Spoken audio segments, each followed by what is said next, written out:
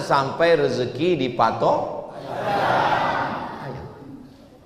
Karena ayam sudah bangun sebelum matahari terbit.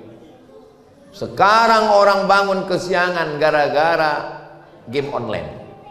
Scroll. Rezekinya dipatok ayam, diterkam kucing. Habis. Makanya kalau kita dulu di kampung belum ada jam weker, orang biasanya cukup dengan memelihara ayam. Dengan memelihara ayam, dia tidak akan tinggal sholat subuh. Sekarang sudah ada jam, Pak Ustadz, tidak perlu melihara ayam. Ayam, nama jamnya smartphone. Smart, cerdas. Phone, handphone. Smartphone, handphonenya cerdas. Orangnya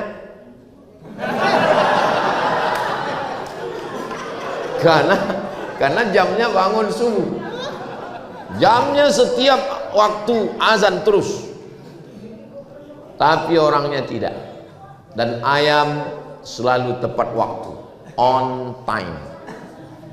Makanya kalau mau on time makan ayam. Saya nggak ada ngomong begitu. Berikutnya poin yang keempat. Kira-kira bisa diingat ini? Ini akan keluar dalam UAS, ujian akhir semester. Yang keempat, ayam sejak diciptakan sampai sekarang, cara mencari makannya hanya dengan dua: paruh dan ceker. Pernah ayam jadi supir angkot? Tidak ada. Ayam sejak zaman ada ayam sampai sekarang, lebih dulu ayam atau telur ayam? Sedangkan ayam menetas dari telur ayam. Makanya kalau kita ditanya orang, lebih dulu ayam atau telur ayam? Bilang ayam. Kenapa? Karena dia ngomong ayam. Tapi kalau dia bilang lebih dulu telur ayam atau ayam? Telur. Karena dia bilang telur. Ayam dari sejak diciptakan sampai sekarang mencari nafkah hanya dengan dua cara. Dengan paruhnya, dengan cekernya. Ketika dia nampak padi, beras, jagung, dia pakai paruhnya. Kalau tidak ada, dia akan ceker. Dan tidak ada ayam yang mati kelaparan. Maka belajarlah dari filosofi ayam. Makanya kalau ada orang kelaparan, berarti lebih bodoh dari ayam. Kenapa tidak belajar dari ayam? Dari rumah tadi Ustadz Fadlan nggak ada ngasih tahu bahwa dia akan cerita tentang ayam. Karena kami tadi makan ikan.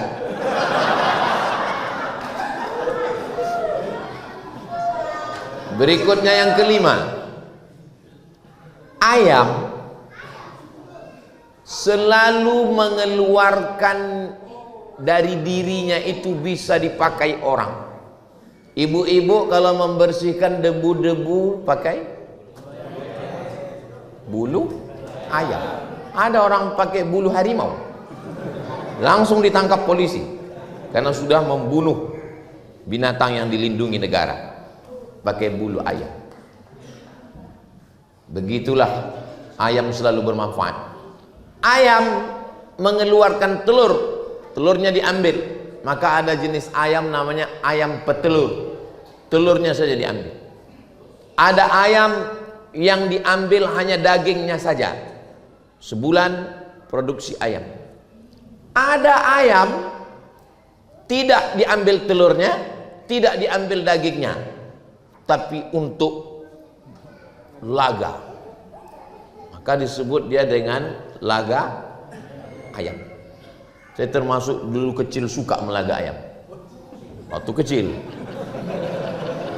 matang emak saya, nanti kau di akhirat dilaga di neraka. Sejak itulah saya berhenti. Dulu saya suka melaga ayam, melaga ikan cupang, suka. Nah, jadi sejak itu karena ajaran orang tua berhenti. Tapi melihara ayam suka saya ayam bangkok, ayam yang besar. Ada kakak ibu saya yang ngajari, kau mau biar supaya ayam kau ini ditakuti ayam-ayam yang lain? Oh, suka. Gimana biar ayam saya ini jago? Apakah jalunya dikasih pisau? Bukan. Gimana caranya? Tangkap burung elang, terus ambil minyaknya. Burung elang itu kalau dipanggang ada minyaknya. Ambil minyaknya, sapukan ke badan ayam, lepaskan. Nanti ayam orang lain lari. Kenapa? Karena yang dia cium bau elang. Jadi mana tahu ada yang suka. Coba amalkan. Saya belum pernah nyoba, karena saya sudah berhenti laga ayam. Ambil elang, bakar, keluar minyaknya, sapukan ke kepak ayam. Begitu dilepas, ayam orang lain lari karena dia cium, wah ini CEO yang menyamar. Ayam. Berikutnya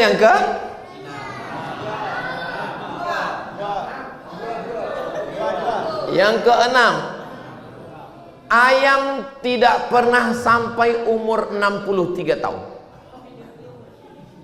Karena yang ulang tahun ke-63 ini Korem 181. Ayam hanya paling tua, ayam hutan, ayam kampung 5 tahun dagingnya sudah keras. Ayam yang dari barat itu ayam ras, ayam Australia, bahkan ada yang 1 bulan langsung. Dia hidupnya 1 bulan, tapi dia sudah bermanfaat untuk orang banyak. Nikah, makan ayam. Lahir anak, makan ayam. Walimah, makan ayam. Ulang tahun Korem 181, makan ayam. Bahkan ada orang yang takut makan kambing karena katanya kambing mengandung kolesterol. Bohong. Tidak ada kambing mengandung kolesterol. Yang benar adalah kambing mengandung anak kambing. Jangan mau dibohong. Dan orang yang tidak makan kambing, dia pasti makan, belum tentu bisa jadi makan ikan. Dia tidak perlu waktu panjang untuk bermanfaat untuk orang lain. Hanya 1 bulan hidupnya, dia dipotong, bermanfaat untuk orang lain. Tapi ada manusia yang umurnya 40 tahun, 50 tahun tidak pernah mendatangkan manfaat untuk orang lain, merugikan tetangga, menyusahkan mertua.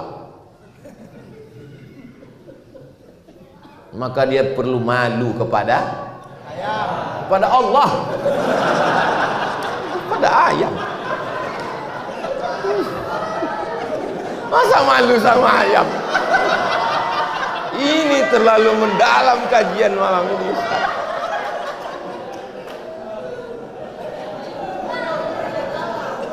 Afa khalaqnakum abasa? Apakah kami ciptakan kamu sia-sia?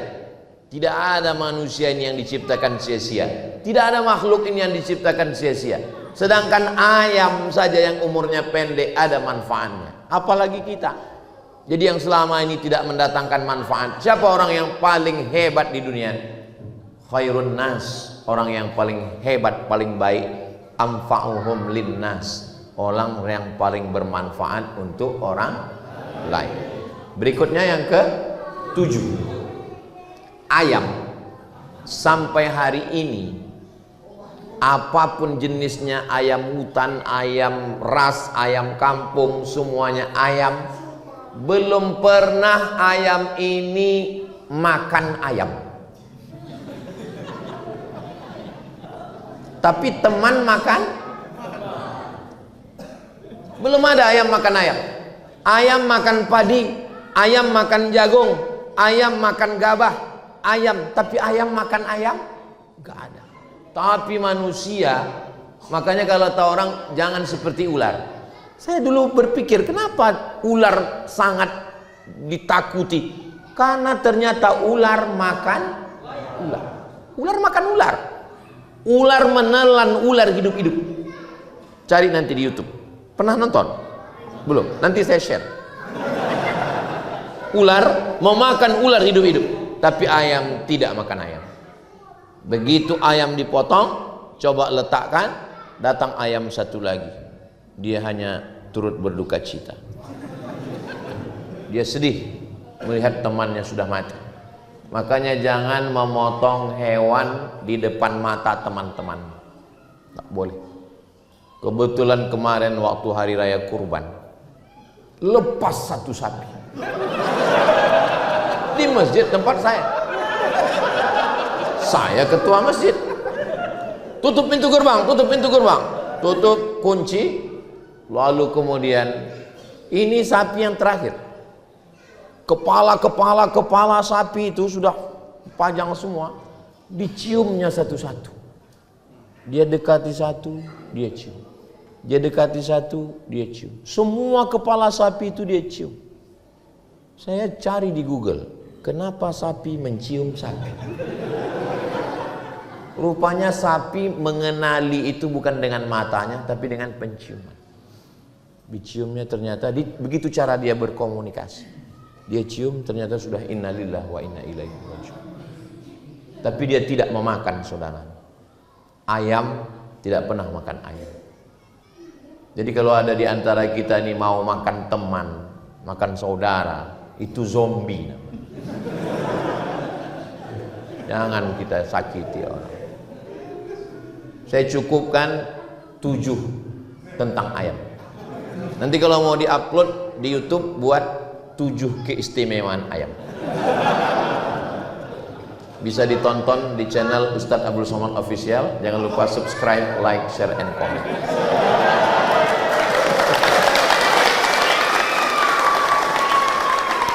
Seumur-umur ceramah saya, baru malam ini cerita ayam. Ini hadiah untuk ulang tahun yang ke-63 Korem 181 Praja Wiratama. Praja Wiratama. Praja itu kalau nggak salah artinya prajurit. Wira itu ya wira, pahlawan. Kan ada tuh wira. Dan utama, yang paling utama. Jadi kalau mau siapalah prajurit yang paling utama? Ya di Sorong ini. Rencana saya, rencana Ustadz Fadlan, rencana saudara kita di Kaimana, bahwa Ustadz Abdul Somad hari Jumat malam Sabtu berada di Kaimana. Tapi ternyata rencana Allah, Abdul Somad berada di Korem 181 Praja Wiratama.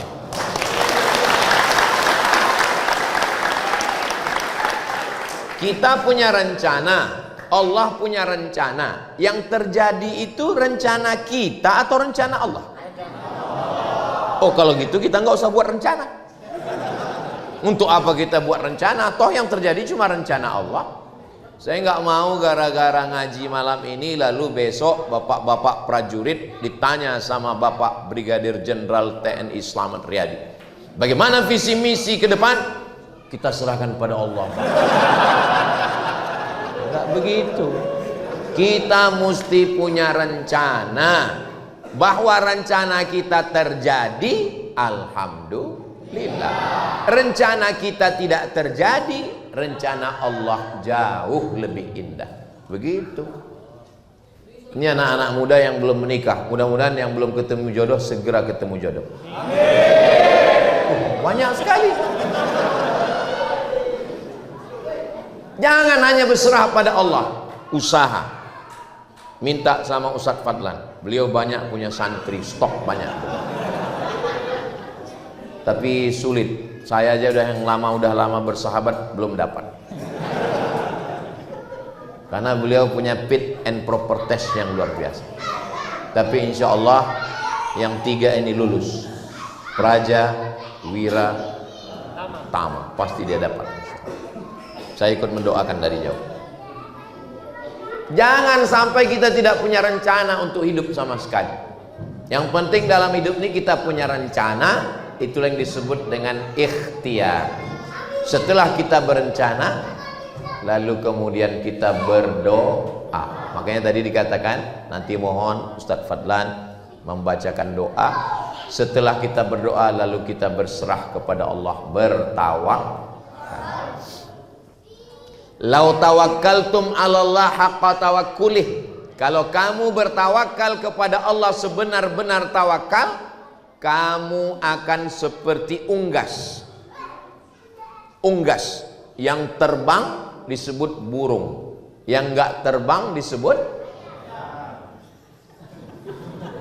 ada burung yang nggak bisa terbang, burung onta. Kalau kamu tawakal, sebenar-benar tawakal, kamu akan seperti burung. Bagaimana burung? Ini kata Nabi, taghdu khimason, terbang perutnya lapar, wataruhu bitanan, pulang dalam keadaan perut kenyang. Burung di waktu pagi, ayam di waktu pagi keluar dalam keadaan perut kosong, dan dia pulang dalam keadaan perut kenyang. Ada nggak ayam waktu ngajak teman yang lain, bro kita keluar nggak? Kayaknya nggak enak nih, udahlah kita di sini aja. Nggak ada. Ayam tetap jalan ke sana kemari mendapatkan makan. Maka kita banyak belajar bahwa dalam hidup ini kita mesti berusaha. Kalau sudah diberikan Allah satu pos, jangan mau pos yang lain. Sudah ditempatkan Allah menjadi tentara nasional Indonesia, TNI, berarti inilah pos pengabdian kita. Saya terus terang, yang tidak berseragam ini, melihat bapak-bapak TNI berseragam, kami bangga. Ustadz Fadlan bangga, saya bangga. Kami yang nggak berseragam ini, Bu, kalau ngelihat tentara sholat di masjid, bangga sekali. Saya yakin ibu-ibu juga bangga. Walaupun suami ibu nggak tentara, ibu akan berkata ke anak ibu, lihat itu jenderal sholat, lihat itu kolonel sholat, lihat itu tentara sholat. Bapakmu baru jadi security udah nggak sholat. Mohon maaf security, jangan tersinggung. Kalau sudah kita dipakai Allah dalam satu pos profesional, saya sudah dipilih Allah jadi tentara, berarti memang inilah pos pengabdian saya. Kalau saya hidup, saya bermanfaat untuk negara kesatuan Republik Indonesia. Dan kalau saya mati dalam perjuangan ini, insya Allah mendapatkan kehormatan sebagai syahid, insya Allah. Begitu prinsipnya. Tapi laki-laki tidak bisa berdiri sendirian. Setegar-tegarnya laki-laki, pasti ada orang yang mendampingi dia. Itulah dia namanya. Kalau istri tentaranya apa istilah? Persit. Bukan yang sepak bola itu. Persit. Bayangkan kalau laki-laki tentara yang mau berjuang membela negara, tapi istri tidak support, dia akan lemah. Istrinya akan memberikan semangat, istrinya akan memberikan support. Begitulah kalau Allah Subhanahu wa taala mempertemukan. Makanya nanti istri-istri tentara ini akan berkata, kalau ditanya orang, kamu istri tentara? Ya. Kok bisa kamu jadi istri tentara? Jadi istri tentara ini berat, biar aku aja. Kamu belum tentu lulus fit and proper test.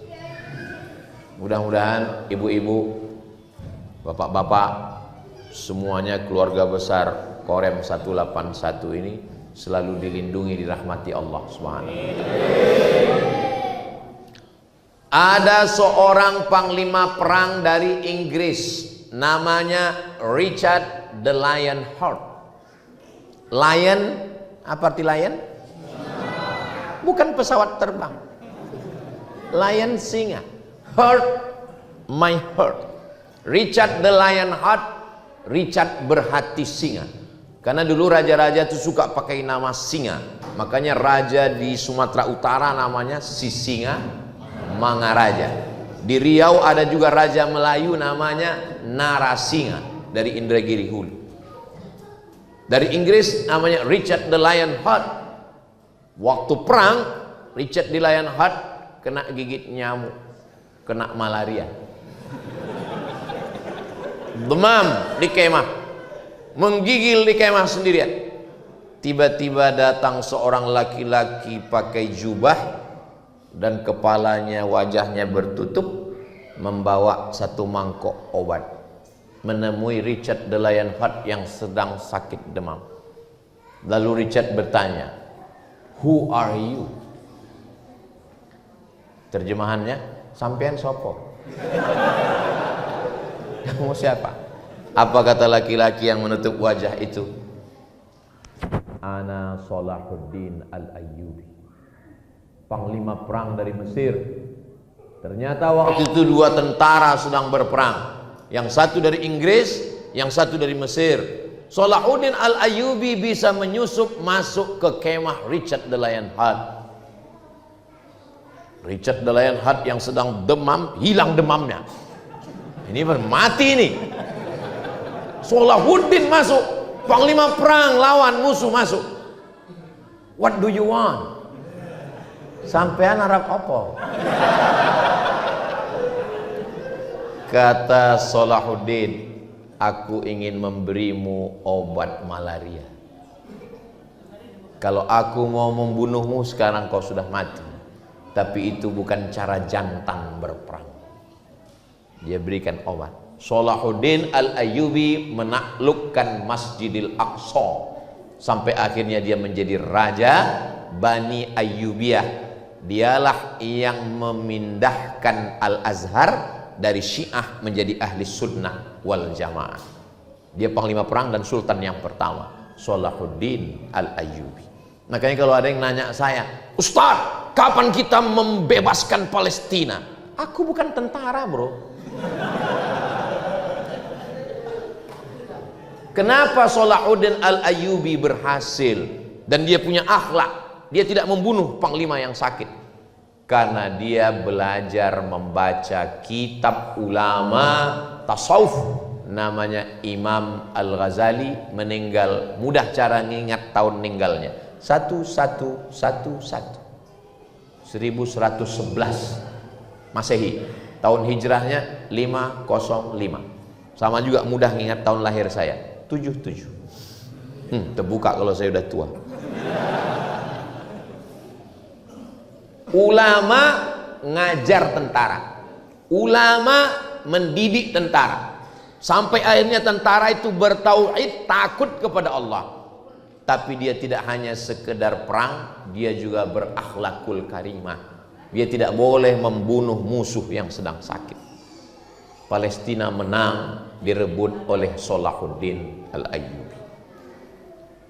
Ini Maroko, Mesir, Libya, Tunisia, Aljazair, Maroko. Kebetulan saya kuliah dulu di Maroko. Saya cuma mau ngasih tahu saya kuliah di Maroko. Sampai di Maroko, Afrika Utara, dia naik kapal untuk menyeberang Selat Gibraltar menuju Andalusia. Sekarang kalau saya tanya ke mahasiswa, tahu Andalusia? Banyak nggak tahu. Andalusia nggak tahu? Enggak. Real Madrid Barcelona tahu. Real Madrid Barcelona. Menyeberang dari Maroko menuju Barcelona. Sampai di tengah laut, nama panglima perangnya Tariq bin Ziyad. Siapa namanya? Tariq bin Ziyad. Dia ambil api obor, dia bakar kapal. Ainal mafar, kalian mau pergi kemana? Kalau mundur ke belakang, mati konyol. Kalau maju ke depan, mati syahid. Mau mati konyol mau mati syahid? Mati syahid. Allahu Akbar. Islam berkuasa di Spanyol 700 tahun. Maka terkenallah yang disebut dengan Alhambra, terkenal dengan Cordova. Di sana ada satu patung, seorang laki-laki, tangan kirinya memegang buku, tangan kanannya memegang kepala. Seorang filosof namanya Averroes, bahasa Arabnya Ibnu Rushd. Islam berkuasa di Spanyol 700 tahun. Tapi yang namanya negara, kerajaan, yayasan, generasi selalu terbagi menjadi 3. Pejuang, penikmat, penghancur. Kakeknya pejuang, anaknya penikmat, cucunya penghancur. Makanya kalau kita mau anak kita terus berjuang, cucu kita terus berjuang, jangan kasih dia hidup nyaman. Dia harus terus berjuang. Jangan sampai dia berada di zona nyaman, comfortable zone. Bangun pagi, tarik selimut, scroll, nyantai. Nggak boleh ada zona nyaman. Maka kita mesti belajar kepada ayam. Kita masih ayam. Walaupun kita sudah ke Spanyol kemana-mana, kita masih ayam. Ayam tidak pernah nyantai. Ayam terus berjuang. Ayam yang nyantai hanya ayam kandangan. Ayam yang diikat dalam kandang. Ayam yang natural, dia akan terus berjuang mencari makan. Maka kita juga begitu. Islam bisa hebat karena tentara-tentara yang hebat. Apa yang paling hebat di zaman dulu? Biasanya ada dua blok. Satu blok barat, satu blok timur. Yang blok barat namanya Donald Bebek, Donald Trump. Yang blok timur namanya Vladimir Putin. Dunia sekarang dua blok, blok timur dan blok barat. Zaman Nabi juga dua blok. Satu blok namanya Romawi, satu blok namanya Persia. Blok barat Romawi, blok timur Persia. Panglima perang Persia yang paling hebat, terkenal, tak terkalahkan, namanya Hormuz. Sekarang menjadi Selat Hormuz. Siapa yang mengalahkan Hormuz? Jangan kemana-mana, kita lanjutkan setelah yang satu. Siapa yang mengalahkan Hormuz? Yang mengalahkan Hormuz adalah sahabat Nabi, panglima perang. Kalau diukur setiap jengkal tubuhnya, dijengkali setiap tubuhnya, tidak ada kecuali 3 bekas. Bekas tombak, bekas pedang, bekas panah. Namanya Khalid bin Walid lah yang mengalahkan Hormuz. Di akhir usia tuanya Khalid bin Walid menangis di atas tempat tidur. Sahabat heran, kenapa engkau menangis Khalid bin Walid, kau panglima perang? Kata Khalid bin Walid, aku menangis karena setiap jengkal tubuhku bekas 3. Bekas tombak, bekas panah, bekas pedang. Terus kenapa kau menangis? Aku menangis kenapa aku mati di atas tempat tidur. Kenapa aku tidak mati syahid? Kenapa aku mati di atas tempat tidur? Kenapa aku tidak mati syahid? Maka hewan pun bangga kalau dia mati syahid. Siapa hewan yang mati syahid? Ayam. Karena dia disembelih atas nama Allah. Bismillah. Tiba-tiba datang orang nelpon dengan suara yang tersengal-sengal. Ustaz Somad, Ustaz Somad, Ustaz Somad. Apa saya bilang? Ini ada kambing ayam yang ditabrak truk. Saya kebetulan pinggir jalan, udah mau mati Pak Ustaz. Kalau mati jadi bangkai, kalau disembelih jadi halal. Sembelih, saya bilang, sembelih. Selesai itu handphone pun mati. Baru saya sadar, ayam siapa? Kena prank saya. Ternyata dia cuma mau menghalalkan saja. Sehingga kalau dipotongnya ditanya orang, kenapa kau potong? Ustaz Somad yang nyuruh. Makanya hati-hati, banyak orang ini menjebak kita. Saudara yang dimuliakan Allah Subhanahu wa taala. Jadi kalau sudah ditempatkan Allah pada satu pos, jangan mau jadi pos yang lain. Saya tidak tentara Pak Ustadz, saya dokter. Berjuanglah di dunia kedokteran itu. Jangan sudah jadi dokter pingin jadi tentara. Kalau mau jadi tentara, jadi tentara. Atau dokter yang masuk tentara. Silakan berjuang jadi apapun. Saya kebetulan berjuang dalam bidang agama. Saya mengajar agama Islam. Ustadz Fadlan Gharamatan mendidik, berdakwah, masuk ke pedalam. Ini memang sudah bidang kami. Siapa yang paling mulia nanti di antara kita di hadapan Allah? Enggak tahu. Saya sangka tadi waktu masuk dikasih kursi dengan jenderal, sayalah yang paling mulia. Ternyata ada yang lebih tinggi lagi.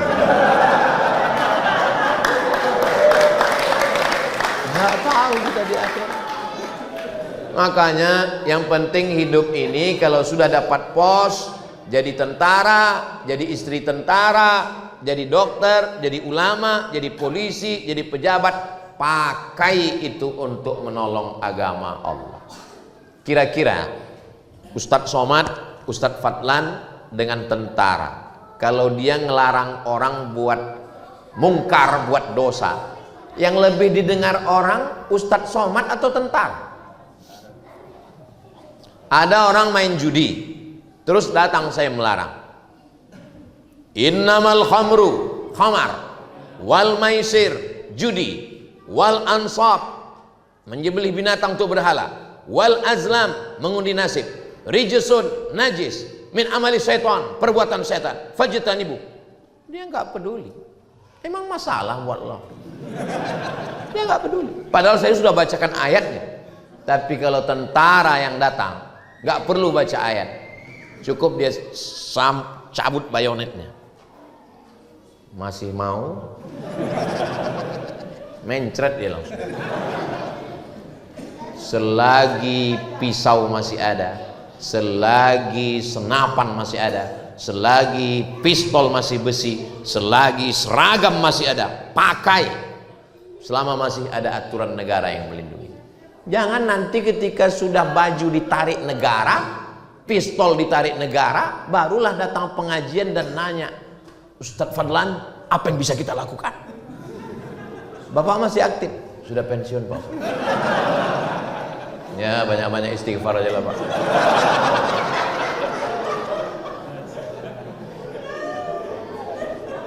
Saya terus terang malam ini bangga berada di tengah tentara di Korem 181. Tapi waktu direkam ini nanti di YouTube, orang nggak tahu saya di Korem. Kenapa? Karena jenderal pakai baju ustadz.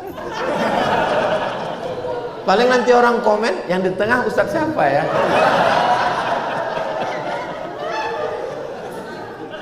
Masya Allah, tabarakallah. Langkah, rezeki, pertemuan, maut, kuasa Allah, bukan kuasa kita. Karena sering ketemu lalu jadi jodoh, atau karena jodoh lalu bertemu? Saya ulang sekali lagi. Karena sering ketemu jadi jodoh, atau karena jodoh lalu bertemu? Oke, ada yang bilang karena sering ketemu. Kalau memang sering ketemu jadi jodoh, kita sering ketemu dengan supir angkot. Kita sering ketemu dengan siapapun. Kenapa nggak berjodoh? Kita ketemu itu karena ada jodoh. Makanya kata orang barat, man from Mars, woman from Venus. Laki-laki dari planet Mars, perempuan dari planet Venus, bertemunya di bumi. Orang barat itu selalu ilmiah. Tapi kalau kita, asam di gunung, garam di laut, bertemu juga dalam belang. Dia lebih kuliner dia lebih kuliner. Masya Allah. Mas mau, kakak mau kemana? Abang mau kemana? Mas mau kemana? Mau uduk sebentar. Hah? Kan belum waktu sholat, mau uduk. Mau uduk di pelaminan bersama kamu. Kamu orang Papua, orang Palembang atau orang Jawa? Aku orang Jawa. Perasaan gak ada mirip-mirip muka orang Jawa. Masa kamu ngaku orang Jawa? Maksudnya aku adalah jawaban istikharahmu selama ini. Hidup ini nggak bisa sendirian. Man syadza syadza finnar. Mesti ada yang saling mengingatkan. Kalau punya teman baik, mengingatkan sholat, mengingatkan jangan minum khamar, mengingatkan jangan curang, pegang dia. Kalau punya suami yang baik, mengingatkan baca Quran, bangunkan sholat. Kalau punya istri yang selalu mengingatkan kamu pulang jam berapa, pergi sama siapa, lagi di mana, jangan dikubur sebelum mati.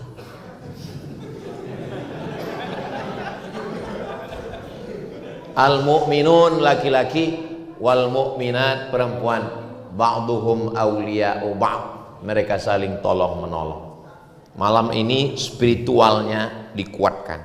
Dan besok pagi dalam rangka ulang tahun Korem 181, pentas sudah siap dan besok akan ada lari untuk sehat. Karena banyak juga sekarang orang suka jogging, lari, pas ditanya, "Kamu kok lari?" Supaya bisa lari dari kenyataan. Asik gitu.